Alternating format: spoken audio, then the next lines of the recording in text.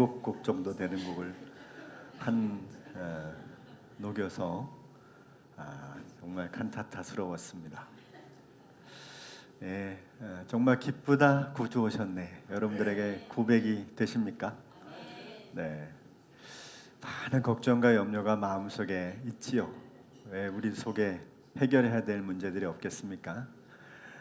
그러나 그것은 우리가 이 땅을 살아가면서 겪는 우리들의 삶의 이 세계관과 또 우리들의 환경의 모든 것들이 얽혀져 있는 상황에서의 겪는 아픔들이고 고통들입니다. 그 모든 것은 예수 그리스도 안에서 우리가 새롭게 해석되고 새롭게 만들어질 수 있어야만 하지요. 우리에게 참된 구원은 그래서 예수 그리스도의 오심으로 이루어지는 것입니다. 마음의 여러 가지 근심과 걱정들 오늘 주님께 다 드리고 기쁨의 구주 오셨다. 기쁘다 구주 오셨네. 이렇게 여러분들의 마음을 주께 향하고 영광 돌릴 수 있기를 바랍니다. 그런 의미에서 옆 사람에게 악수 한번 해주세요. 축복합니다. 주님이 오셨답니다. 힘내십시오. 소망 가지십시다. 감사합니다. 오늘 어제에 이어서 벌써 이틀간 교회 나오느냐고 고생이 많으십니다. 10년이 돼도 부흥회 한번 안 하는 교회인데 이틀간 나오려고 하니까 많이 힘드셨을 건데 그럼에도 불구하고 여러분들 얼굴 뵈니까 너무 좋고 기쁩니다. 어제 이어 성탄에 관련된 말씀으로 우리 잠시 은혜를 나누겠는데 어저께는 누가복음 2장 1절부터 7절의 말씀을 가지고 성탄절을 무엇과 비교하냐 그랬을 때 저는 사랑절로 이렇게 비교를 해봤습니다. 사랑절, 하나님의 우리를 향한 간절한 사랑, 그것이 녹아있는 절기가 바로 성탄절이다 그렇게 말씀을 드렸고, 그래서 우리는 성탄절을 통해서 주님께서 다스리고 통치하실 수 있도록 우리의 빈 방을 만들어 드릴 책임이 우리에게 있다 그렇게 첫 번째로 말씀을 드렸고, 또 주님을 따르는 과정 안에서 마국간과 같은 어려움들이 찾아와도 방이 없어 절절매고 또 끙끙 앓아야 되는 환경을 만나도 우리 주님이 태어났을 때부터 그런 환경 속에서 그 모든 것을 통과해내시고 우리의 참 주로 우리에게 영원한 생명을 주신 것처럼 우리 또한 주님을 믿는다면 때때로 주님을 따르다가 혹은 이 땅을 살면서 마국간과 같은 어려운 환경 속에서 지치지 않고 견뎌내자, 이런 마음의 의미를 가지고 그 어려움을 수용하자고 말씀을 드렸습니다. 그리고 바로 어제 설교이지만 기억이 잘 안 나겠지만 세 번째로는 이 세상에 여전히 주님이 오셔도 방이 없음, 모든 방이 다 찼음 그러면서 아기 예수를 영접하지 않은 것처럼 여전히 세상은 하나님을 믿지 않고 찾지 않고 자기 뜻대로 세상을 살기 마련인데, 그런 세상을 향해서 교회가 계속적으로 열어주고 그들을 수용하고 그들에게 관용하고 그리고 화평을 만들기에 힘쓰는 삶을 교회가 해야 된다라는 것입니다. 세상은 우리를 어떻게 대할지 몰라도, 세상은 여러분들의 삶을 어떻게 대할지 몰라도 우리는 적어도 삶을 사는 데 있어서는 적어도 그들을 향해서 열어놔야죠. 또 뭔가 우리 자신들이 그들을 향해서 내가 할 수 있는 일들을 하는 겁니다. 저는 좀 단순한 삶을 실천하는 것들이 몇 가지가 있는데 그게 다 옳은 것은 아니고 또 맞는 것은 아니지만 저의 개인적인 실천들입니다. 오늘 아침도 나가보니까 눈이 이렇게 쌓이더라고요. 저쪽 구리보다는 저 태계원이 눈이 좀 더 옵니다. 한 2cm 정도 더 오는 것 같은데 그 이제 눈을 이렇게 치우려고 아침에 이렇게 보니까 거기에 이렇게 눈이 쌓여 있는데 이걸 다 털면 그게 다 밖으로 떨어질 것 같아서 차 위로 다 몰았어요. 차 위로 다 몰아가지고 도로 오면서 다 날아가게. 주차를 해도 만약에 좁으면 제 운전석을 꽉 붙여서 제가 일부러 건너편으로 내립니다. 반대편에 있는 사람이 쉽게 내릴 수 있도록 그렇게 만들어줍니다. 저는 좀 불편할 수 있겠지만 그 아무것도 아닌 것 같아도 제가 그렇게 한번 수고하면 상대편은 내가 누군지는 모르지만 쉽게 차 타고 내릴 수 있어요. 저는 개인적으로 그게 그냥 몸에 좀 습관처럼 일부러 그렇게 합니다. 왜냐면 좁은 차에 나도 내리려고 이쪽으로 내리려고 치면 그 사람도 불편하고 나도 불편하고, 근데 이쪽으로 붙여 저쪽으로 내리면 조금 불편하더라도 쉽게 내릴 수 있는 거죠. 우리가 이 세상을 살면서 교회 안에서 뭔가 한다는 생각은 좀 많이 좀 내려놓으십시오.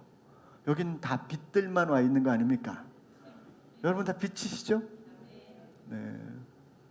좀 이럴 땐 아멘을 크게 하십시오. 빛이잖아요.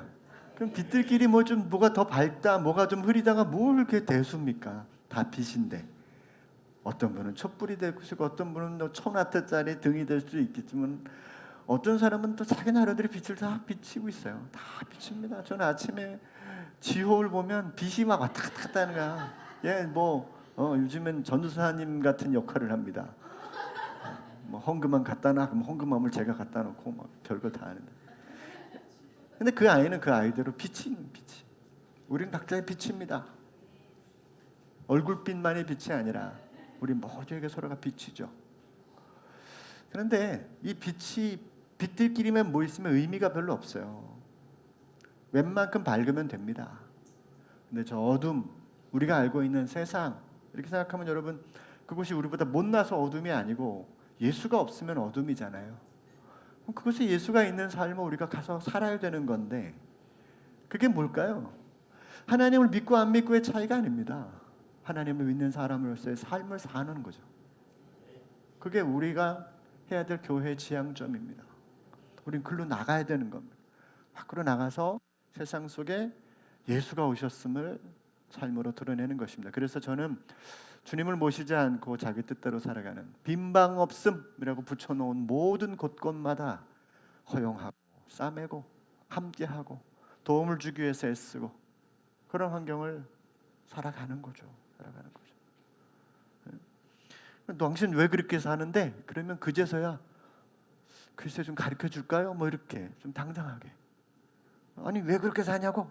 그때 요만큼 난 예수님을 좀 믿는데 이 정도 얘기할 수 있어야 이게 좀 당당함이 있어야 되지 않습니까? 네. 아무에게나 그냥 예수 믿으세요 뭐 이러지 마세요. 짓밟힙니다. 그 사람이 간절히 원할 때 필요로 할 때 전하세요. 그때까지는 그냥 관용하고 사랑하고 덮고 그런 말씀을 어저께 드렸어요. 세상을 살아가다 보니 저 자신도 그렇지만 세상에 다 거짓들이 투성이더라고. 다 거짓말이에요. 참 이런 세상이 어딨나 싶을 정도로 감쪽 같아. 그런 세상 우리가 살면서 어떻게든지 좀 진실해 보려고 애를 써보는 거죠. 우리 자신에게도 진실해 보려고 하고 부족하고 연약하지만 그래도 한번 진실을 찾아보려고 횃불을 들고라도 내 자신 속에 빛을 비춰서라도 좀 찾아보는 그런 삶이 좀 필요하지 않나 생각을 해봐요. 어렵겠지만 주님이 계신 그곳만이 왕의 자리고 주님이 통치하신다라고 하는 걸 생각하면 여러분 조금도 불편함이 아닐 수 있습니다. 주님이 다스리는데 주님이 나와 함께 계시는데 그런 마음으로 어떤 곳이나 어떤 환경에서나 믿음의 승리가 있기를 소망합니다. 오늘은 성탄절이에요. 그래서 우리를 성탄의 증인으로 세우시는 우리 주님의 은혜를 통해서 한 번 더 성탄의 참 의미를 한번 나눠보는 시간을 가지려고 합니다. 첫 번째는 우리 성탄의 위대함을 아는 사람들과 관한 이야기인데 바로 우리들의 이야기입니다. 성탄절은 오늘 있기까지 사실 수많은 변화를 많이 겪어왔죠. 그리고 이제 12월 25일이 진짜 예수님이 태어나지 않았다는 사실도 대부분 압니다. 그죠? 그러나 우리가 이날을 기념하는 건 여러 가지 역사적인 변화가 있었고요. 또 러시아 정교회 같은 쪽에는 성탄절이 또 12월 25일이 아니라 1월 달에 있지 않습니까? 그러니까 좀 세상이 다 똑같지는 않은 시대를 우리가 살고 있습니다. 그런데 날짜보다 더 중요한 것은 그날의 의미죠. 예수님이 오셨다라고 하는 그 출생이 더 중요하기 때문에 우리는 이날을 성탄의 날로 정하고 감사와 영광을 돌리고 있는 것입니다. 무엇보다 성탄절이 그 본래의 의미가 아무리 퇴색되었다고 하더라도 예수님이 탄생하셨다는 사실은 이 성탄의 절기만으로 이미 증명이 되는 것이기 때문에 이 날은 없애면 안 된다고 저는 개인적으로 생각합니다.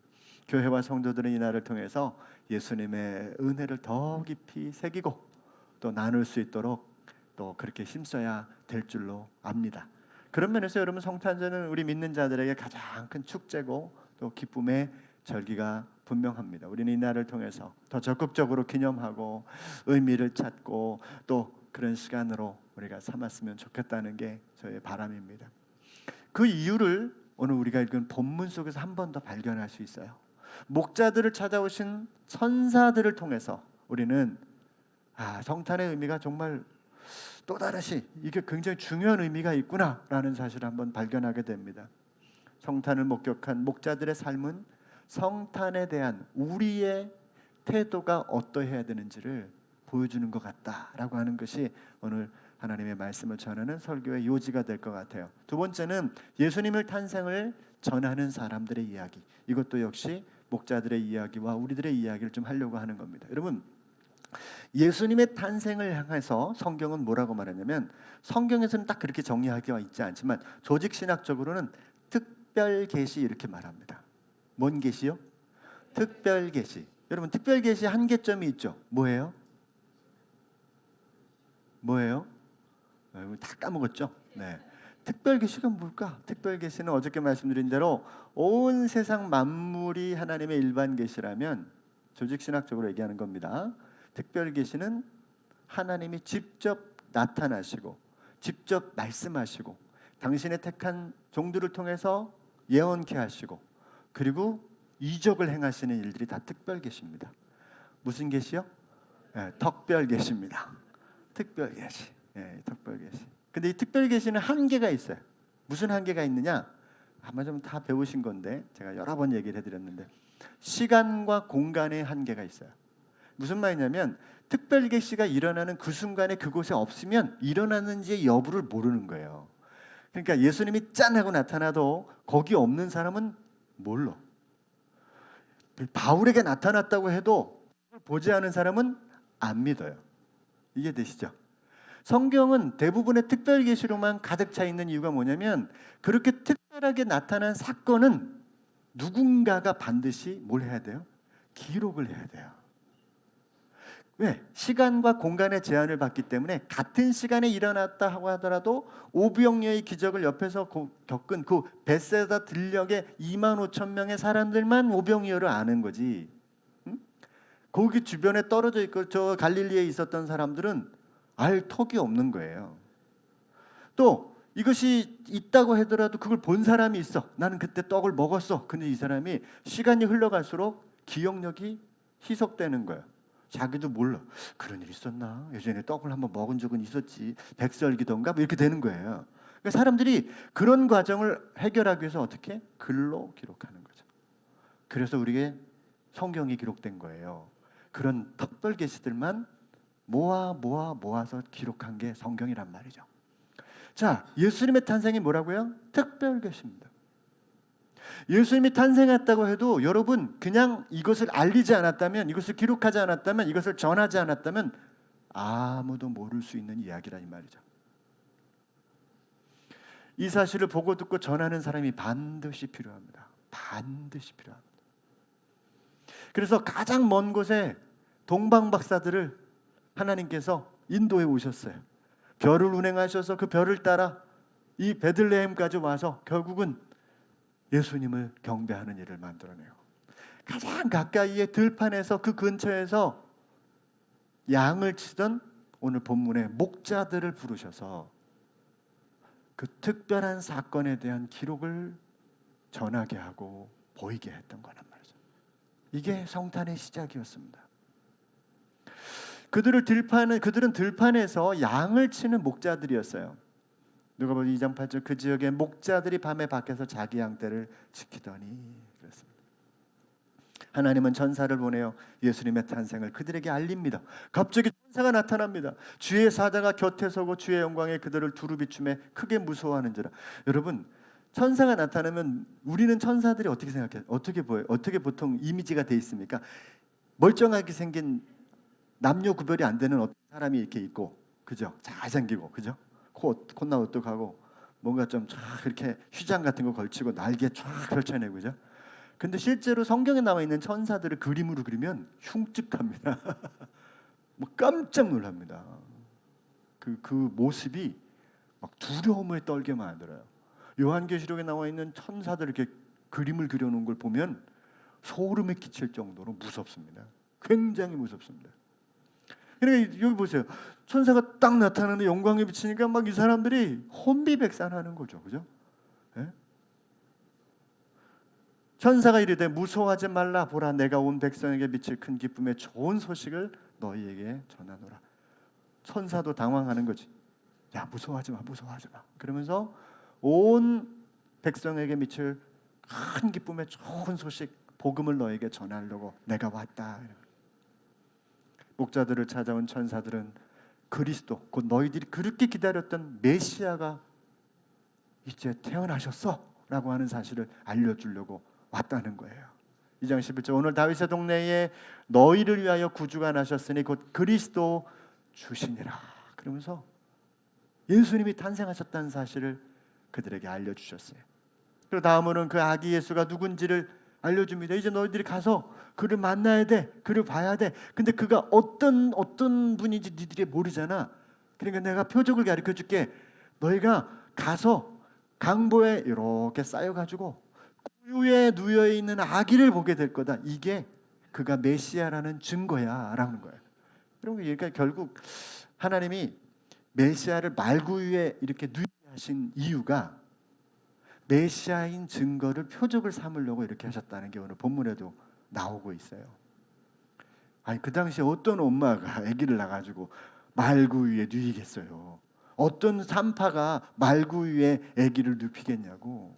그럴 수 없잖아요. 아주 세상 특별한 사건이 나온 겁니다. 그래서 이 세상에 둘도 없는 아기의 출생입니다.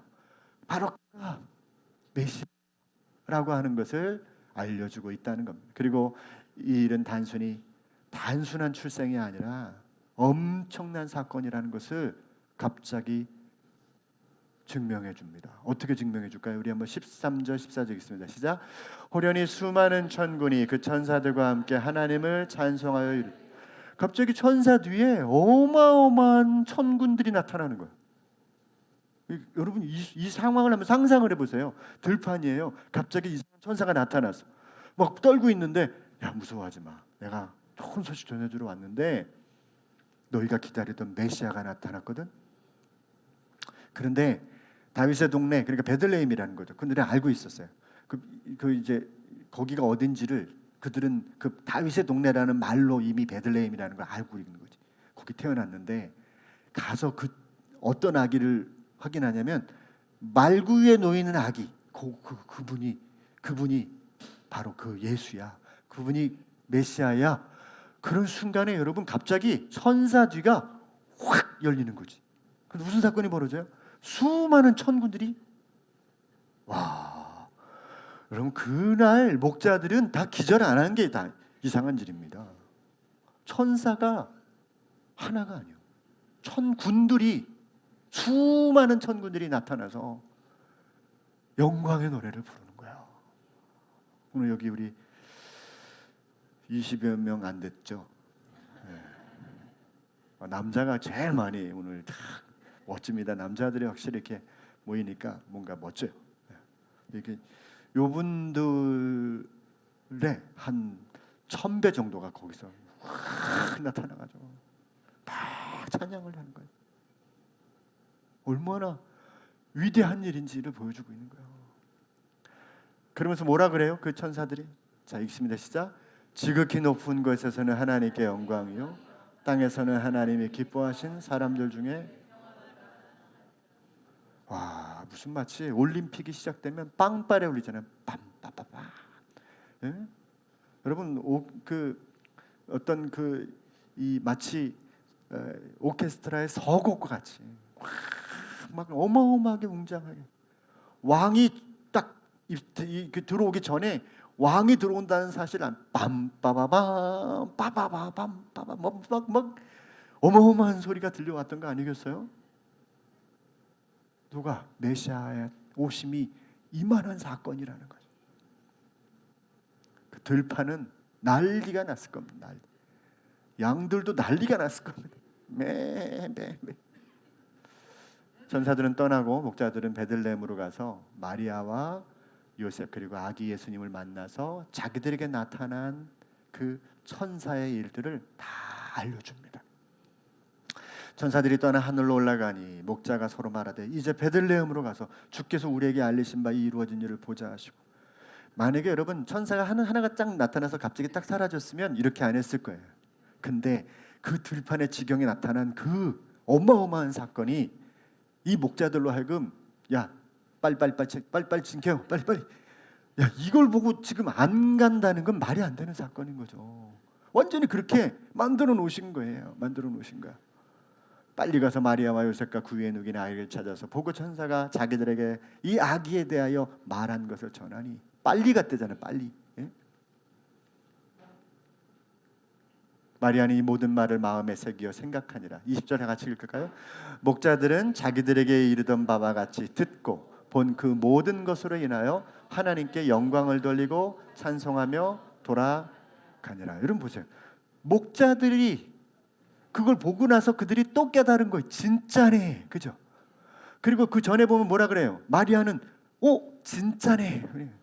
마리아는 목자들을 통해서 자신이 출산한 아기가 메시아라는 걸 발견한 것이고, 목자들은 가서 보니 자기들이 들은 사건이 진짜고 진짜 메시아가 났음을 한 번 더 확인하는 사건이 벌어진 거예요.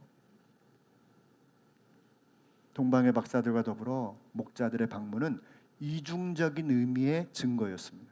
첫 번째는 목자 그들 스스로들에게 하나님의 아들 구원자의 오심을 경험하는 사건이 일어난 거예요.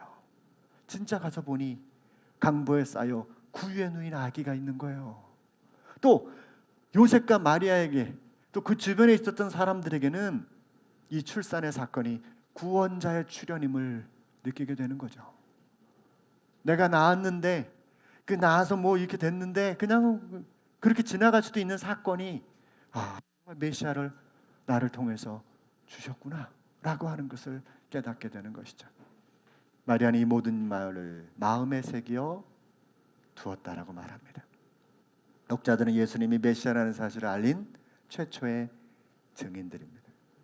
이 말씀을 저는 한 세 가지로 나누어서 적용을 해보려고 합니다. 첫째는요, 주님께서 목자들을 찾아오신 것처럼 성탄을 맞는 우리에게 주신 세 가지 은혜가 있다. 저는 이렇게 생각됩니다. 첫째는 믿음으로 우리를 부르신 은혜가 있었다는 거야. 여러분, 우리가 믿음을 얻게 된 것은 기적 중에 기적이죠. 또 자신의 뛰어남이 아니라 이것은 주님의 은혜로만 가능한 일입니다. 아멘이십니까? 생각해 보세요. 많은 목자들이 있었을 거예요. 뭐 다른 부류의 사람들도 있지 않았을까요? 여관집 주인도 있었을 것이고, 다들 그 동네에 있었던 사람들도 있을 것인데, 또 목자들도 이 사람들만 있는 게 아니었을 거 아니에요. 요걸로 추측하는 얘기는, 그래서 예수님은 겨울에 오지 않았을 거라고 얘기하더라고요. 보통 겨울에는 이렇게 밖으로 나가질 않는답니다. 그거보다 더 중요한 의미는 어쨌든 다른 목자들도 있었을 텐데 이 목자들에게 찾아오셨다는 것, 이게 참 특별한 은혜였다는 것이죠. 이게 특별한 은혜 중 은혜가 아닐까? 왜 나를 부르셨을까? 왜 나를 구원해 나를 하나님의 자녀로 삼아주셨을까? 답은 하나밖에 없을 거예요. 오직 그분의 은혜다라는 거죠. 주님의 은혜만이 우리를 불러주신 겁니다. 내가 무엇이 특별해서가, 뭐가 뛰어나서가 아니라 그 은혜로 우리를 부르신 것입니다. 우리는 이미 은혜를 받은 자들임을 믿고 살아가야 될 줄로 믿습니다. 성탄은 무엇을 의미하는가? 나를 부르신 구원의 은혜를 내가 이 성탄의 은혜로 찬양하고 있다는 것 자체가 첫 번째 은혜가 아닐까 생각합니다. 두 번째는 그 부르심이 곧 증인으로서의 부르심의 은혜가 포함되어 있다는 사실입니다. 주님을 믿었다면 이미 증인이죠. 또 그를 통하여 보고 들은 것을 전하기 위해 우리를 불러주셨다는 것입니다. 목자들에게 천사를 경험하고 상상할 수 없는 사건을 통해서 그들을 증인으로 활용하셨어요. 그들이 가서 전함으로 자기들은 더 믿음 가운데 세워졌고, 마리아와 요셉은 그 일을 통해서 다시 한번 자신들의 아이가 메시아라는 사실들을 깨닫게 되었을 겁니다. 믿음이 오기까지 또 믿음이 경험되기 전까지 여러분 예수님을 전할 생각하지 마십시오. 그냥 내가 믿어지면 전하지 않고는 견딜 수 없는 상태가 옵니다. 그때 전하셔도 늦지 않습니다. 그때 나누셔도 부족하지 않습니다. 복음은 언제나 내가 내 안에 오신 주님을 믿음으로 그때 경험이 생기는 것입니다. 그때 전할 수 있는 겁니다. 세 번째 은혜는 이것입니다. 성탄을 성탄되게 하는 은혜다. 성탄을 성탄되게 하는 은혜. 여러분 천사를 경험하고 복된 소식을 들었다고 끝인가? 그렇지 않습니다. 보고 들은 것을 전할 때 완성이 됩니다. 이게 뭐라고요? 특별 계시의 완성이 그렇게 되는 것입니다. 누가복음 2장 15절에 천사들이 떠나 하늘로 올라가니 목자가 서로 말하되 이제 베들레헴으로 가서 주께서 우리에게 알리신 바 이루어진 일을 보자. 그러면서 그들이 가서 예수님을 확인하고 또 자기들에게 일어난 사건을 전하게 됩니다. 여러분 그래서 여러분 목자들의 증언은 성탄을 성탄되게 하는 거예요. 만약에 그들이 그렇게 전하지 않았다면 이 사실을 알지 못하는 일로 끝날 수도 있는 거예요. 물론 하나님은 그렇게 안 하셨겠죠. 누군가를 통해서 또 그들을 증언할 수 있는 사람들을 부르셨을 겁니다. 그러나 적어도 지금 쓰임받는 이 사람들을 통해서 예수님의 탄생하심 거룩한 성탄은 우리에게 성탄이 되게 만들어진 것입니다. 근데 하나님의 방식이 이와 같아요. 먼저 증인들을 먼저 세우신 일에 하나님이 많은 공을 들이십니다. 그들은요 아주 특별한 은혜들을 경험하게 만드세요. 그래서 이 일에 더 깊이 주님이 개입하실 때가 많습니다. 참 이게 재밌는 사건입니다. 나머지 일은 누가 해요? 그 증인들의 입에서 나오는 것으로 하세요. 그러니까 들판에 있는 사람들을 증인으로 사용하기 위해서는 천사라는 특별한 존재를 통해서 그들의 마음을 확 바꿔놓는 거죠. 바울은 이 일을 전도의 미련함 이렇게 표현했어요. 근데 이걸 제가 고린도전서 1장 21절을 세번역 성경엔 이렇게 번역을 했더라고요. 하나님께서는 어리석게 들리는 설교 혹은 선포를 통하여 믿는 사람들을 구원하시기를 기뻐하신 것이다.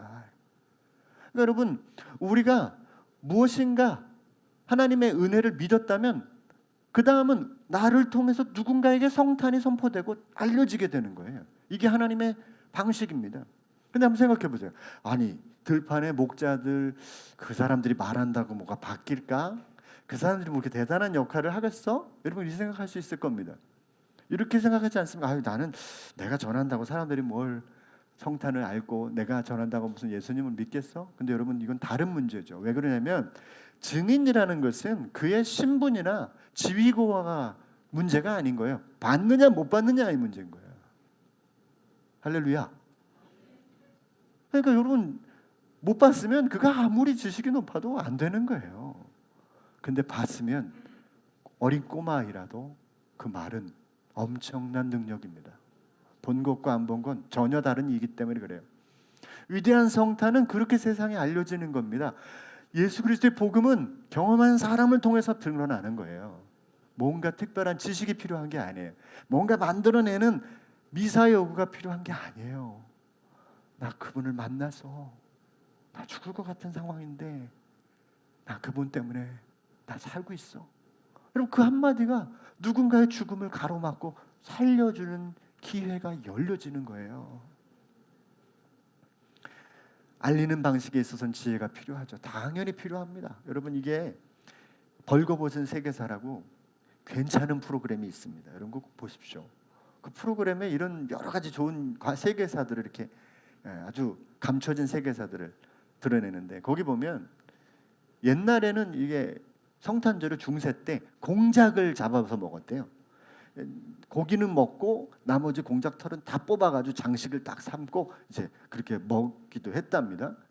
그리고 좀 지나가서는 뭐 앙트르멘가 뭐 이런 그러니까 어떤 파티를 여는 중간에 어떤 순서들인데요. 이게 이제 검은색 그 어떤 그 이게 무슨 집박인가 그런 새입니다. 벌새 종류인데 조그맣대요. 근데 얘네들을 잡아다가 한 20마리 이상을 잡아다가 이렇게 파이에다가 집어넣고 이렇게 거기다가 이렇게 반죽을 덮는답니다. 그리고 오븐에 굽는데 산채로 딱 집어넣으면 얘네들이 적당히 구워지는데 그 속에 집박이들은 죽지 않고 살아있도록 한답니다. 그 딱 구워서 이제 적당히 나오면 이렇게 딱 갖다 놓고, 이 성탄절에 하는 겁니다. 우리 하자고 얘기하는 거 아니고요. 갖다 놓고 칼로 싹 오리면 24마리의 집박이들이 집안을 확 날아다니면서 축제가 벌어진다는 거예요. 그러니까 예전에 성탄을 그렇게도 지냈대요. 해볼까요? 저보다가 이렇게. 그리고 주로 이제 이 가운데 큰 고기 보이십니까? 이게 칠면조라는데 보통 17kg에서 뭐 그 정도 나오는데 한 20kg 정도 나온대요. 고기가 엄청 많지. 이거를 이제 성탄절에 잡아먹는데 미국만 해도 한 2천만 마리가 성탄절에 이제 요리가 된답니다. 부활절에는 4천만 마리가 요리가 된다고 하는데, 젊은 사람들은 집안에서 이거 고기 먹느냐고 아주 우리 설 음식, 명절 음식 물리듯이 아주 막 먹기 싫어한다는 얘기가 있습니다. 이렇게 화려하게 성탄절을 지낸 적도 있고요. 또 어쩐 때는 청교도들은 아예 축제를 금하고 아예 캐럴을 금지하고 찬양도 못 부르게 만들고 성탄절은 오직 금식과 기도만 해라, 이렇게 명을 내렸던 적도 있었대요. 또 그렇게 지켰던 적도 있었다고 합니다. 그리고 어쩐 때는 이 성탄절은 너무 타락했으니 아예 없애버리자 하는 운동도 있었대요. 여러분, 수많은 문화들이 그렇게 바뀌어온 게 사실입니다. 그러나 진짜 성탄의 의미를 알고 복된 증인으로 이 성탄을 알린다면, 여러분, 방법은 얼마든지 지혜로 만들어낼 수 있지 않겠습니까? 그렇죠? 우리를 은혜로 부르시고 우리를 증인으로 부르시고 이제 나를 통하여 성탄을 성탄되게 하도록 누군가에게 성탄이 되는 의미로 매번 똑같은 12월 25일을 지내는 사람들이 있겠지만, 근본 한 해는, 아니 이번 한 해는 또 다른 어떤 날은 나를 통해서 성탄이 좋은 날이구나, 성탄을 통해서 예수님을 만나는 기회가 누군가에게 열려줬으면 좋겠다는 생각을 해봐요. 다시 한번 아기 예수로 이 땅에 오신 주 예수께 우리 박수로 영광 돌리면서 말씀을 마치겠습니다. 네, 기도하겠습니다. 고마우신 주님, 우리에게 친히 이 땅으로 내려오시는 그 모든 걸 내어주신 사랑 속에 성탄을 이뤄내셨습니다. 그러나 이 엄청난 사건은 누군가의 기억 속에서, 누군가가 바라본 시선 속에서 쉽게 사라질 수 있었지만, 그래도 하나님은 이 엄청난 사건을 사람들의 기억 속에서 문자로 만들어내시고 글을 기록하게 하시고 성경을 통하여 오늘 우리에게까지 전달되어 이 시대에 다시금 2000년 전에 그 들판에서 양을 치던 목자들이 예수님을 증언할 수 있었던 것처럼 이 시대에 나를 통하여 예수님의 오심과 구원을 알릴 수 있는 은혜를 허락해 주심을 감사드립니다. 주님, 이 성탄의 계절이 우리에게 그 은혜를 누리고 나누는 복된 시간들이 될 수 있도록 은혜를 베풀어 주시옵소서. 또 우리에게 주신 그 보고 듣고 경험한 사건들이 나를 통하여 다시금 성탄이 성탄되게 만들었던 목자들처럼 오늘 우리를 통하여 많은 사람들에게 예수의 사랑을 전달하는 기회와 통로가 될 수 있도록 우리에게 은혜를 베풀어 주시옵소서. 예수님의 이름으로 기도드렸습니다. 아멘.